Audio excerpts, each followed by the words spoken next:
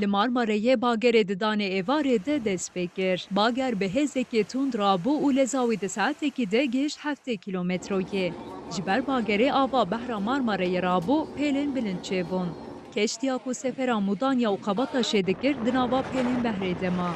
Pêlekê li cama ferîbotê xist û ew şikand. Ji ber vê jî tirs û xov ket dilê rêwiyên keştiyê. Li rêwiyan êlekên avê hatin belavkirin. Ji rêwiyan çend kes ji xwe çûn û alîkarî li wan hat kirin. Kaptan berê keştiyê zivirand û ew anî Mudanyayê. Li aliyê din 17 kesên birîndar jî hatin rakirin bona xweşxaneyên li Bursayê. Birdenbire Keştî ji nişkê ve rabû. Pozdeweyê pêşî ket avê û cam şikest û av ketûn der. Tirseke mezin çêbû. Bi rastî bobaleteke mezin bû.